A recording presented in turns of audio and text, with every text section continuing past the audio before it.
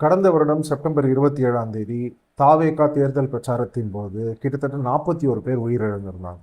அது மட்டும் இல்லாமல் 100க்கும் மேற்பட்டவர்கள் பலத்த காயங்களுடன் மருத்துவமனையில் அனுமதிக்கப்பட்டிருந்தாங்க.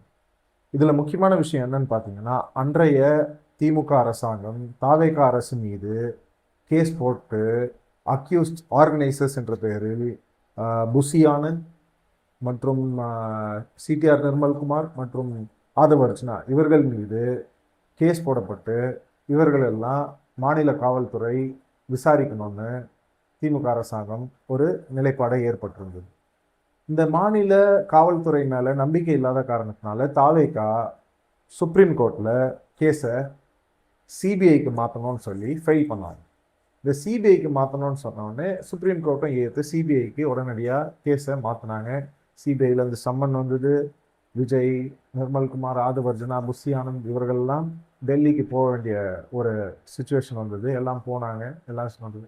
இந்த எலெக்ஷன் முடிஞ்ச உடனே, அதாவது தாவேகா அரசு அமைந்த பிறகு அவர்கள் சொன்ன, அதாவது முதலமைச்சர் கொடுத்த வாக்குறுதி என்னன்னு பார்த்தீங்கன்னா, இந்த 41 பேர் உயிரிழந்தாங்கல்ல, அவங்க குடும்பத்துக்கு குறைஞ்சபட்சம் எல்லாருக்கும் அரசாங்க வேலை வேலை தருவதாக அவர் உறுதியளித்திருந்தார். இதில் முக்கியமான விஷயம் என்னன்னு பார்த்தீங்கன்னா, இவர் இப்பொழுது கரூருக்கு எப்படியாவது போய் இந்த பாதிக்கப்பட்ட மக்களை திருப்பி சந்திக்கணும். இந்த பாதிக்கப்பட்ட மக்கள் இந்த தேர்தல் பிரச்சாரம் பொழுது ஏற்பட்ட துயர சம்பவம் அவர் ஓடி போயிட்டாருன்னு சொன்னாங்க. நான் சொல்கிறேன், இன்னைக்கு சொல்கிறேன், அன்னைக்கும் சொன்னேன். ஆனால் முக்கியமான விஷயம் என்னன்னா, அவர் அன்னைக்கு ஓடி போகாமல் இருந்திருந்தால், ஓடி போனான்னு வச்சு நீங்கள் சொல்கிறீங்க, ஓடி போகாமல் இருந்திருந்தால், திரும்பி வந்திருந்தால் இந்த 41 உயிர் சேதங்கள் இன்னும் பல மடங்கு கூடியிருக்கும். ஏன்னா அதே கூட்டம் இறந்தவங்கள பார்த்துருக்குமா, ஏறி மெரிச்சு போயிட்டே இருந்திருப்பாங்க. அதனால அவர் அன்னைக்கு வராமல் இருந்தது தான் நல்லது. இன்னைக்கு அவர் வராருன்ன உடனே இந்த திமுக கட்சிக்கு வைத்தறிச்சல். இந்த வைத்தறிச்சல் கொஞ்ச நெஞ்ச வைத்தறிச்சல் இல்லைங்க. அவர் மேலே திருப்பி பெட்டிஷன் போடுறாரு இந்த ஆர்எஸ் பாரதி, யார் இந்த ரோட் சைட் பாரதி.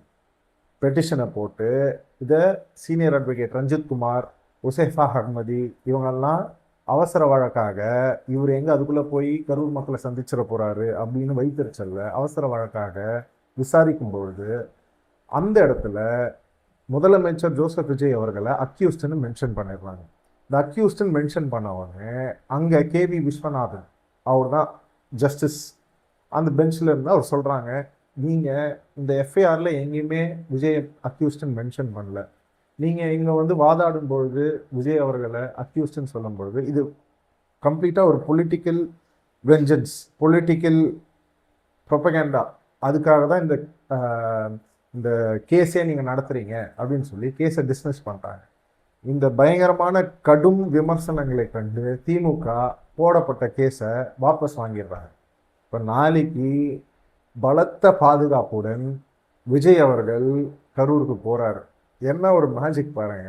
எந்த இடத்துல அவர் துரத்தப்பட்டாரோ, எந்த இடத்துல அவர் மீது பழி சுமத்தப்பட்டதோ அதே இடத்துக்கு அவர் திருப்பி போகிறார் இன்று முதலமைச்சராக.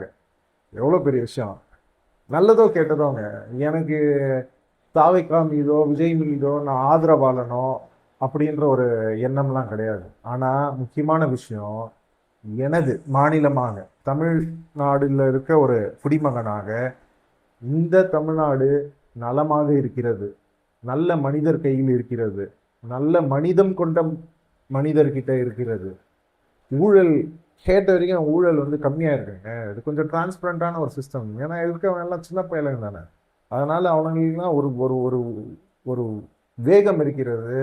இந்த இளைஞர்களுக்கு அமைச்சராக இருக்கட்டும், ஏன் நம்ம ஜோசப் விஜய் சார் அவர்களே ஒரு இளைஞர் தானே. நீங்கள் எந்த முதலமைச்சர் 3 கிலோமீட்டர் ஓடி, நான் கடைசியாக எனக்கு இன்னைக்கு வயசு வந்து 33, எந்த முதலமைச்சரை நான் பார்த்ததே இல்லைங்க 3 கிலோமீட்டர் ஓடி. பெரிய விஷயங்க. அதனால் அவர்கள் மீது ஆதரவோ பற்றோ அந்த அடிப்படையில் நான் பேசலை, நான் பொது கருத்தாக தான் பேசுகிறேன். நம்ம போடுற கருத்தை அவர் கேட்குறாரா மாட்டாரான்னு நீங்கள் நினைக்கலாம். ஆனால் நேற்று நடந்த எக்மோரில் குழந்தை மகப்பேறு மருத்துவமனையை போய் அவர் சர்ப்ரைஸாக விசிட் பண்ணுறாரு அப்படின்னா, அதுக்கு முன்னாடி நடந்த சம்பவம் என்னன்னு பார்த்தோன்னா, ஒரு தாய்மார் இல்லை யாரோ ஒரு அங்கே இருக்க ஒரு வேலையாட்களாக கூட இருக்கலாம், ஒரு வீடியோ எடுத்து போடுறாங்க சமூக வலைத்தளத்தில். இங்க வசதி சரியில்லை, சுகாதாரம் சரியில்லை, எதுக்கு கேட்டாலும் காசு கேட்குறாங்க, இது கவர்மெண்ட் ஹாஸ்பிட்டல் தான் இருந்தாலும் காசு கொடுத்தாதான் வேலை நடக்குது அப்படின்னு சொன்ன ஒரே காரணத்துக்காக சர்ப்ரைஸ் விசிட்டா அதெல்லாம் பார்க்கும்போது ரொம்ப சந்தோஷமா இருக்கு. ஏன்னா இப்படி ஒரு முதலமைச்சரை வேணும் தானே நீங்க பல நாள் கனவா கண்டீங்க, படத்துல காட்டினது எல்லாமே வேற ஒன்று நடக்குது. அதனால சந்தோஷம். அதனால தமிழ்நாட்டின் குடிமகனாக அவரை நான் ஆதரிக்கிறேன். அது அவர்கள் மீது ஒரு குற்றம் சாட்டப்பட்டாலோ அது நிரூபிக்கப்பட்டாலோ அதையும் சேர்த்து நாங்கள் விமர்சனம் செய்வோம். அதனால நல்லது பேசினா நல்லது செஞ்சா நல்லதை பேசுவோம். நீங்க குற்றங்களை கெட்ட விஷயங்களை செஞ்சா அதையும் விமர்சனம் செய்வோம். எங்களுக்கு ஆக மொத்தத்தில் தமிழ்நாடு நலம் பெற வேண்டும். அதுதான் எங்களோட ஒரே கருத்து. நன்றி, வணக்கம்.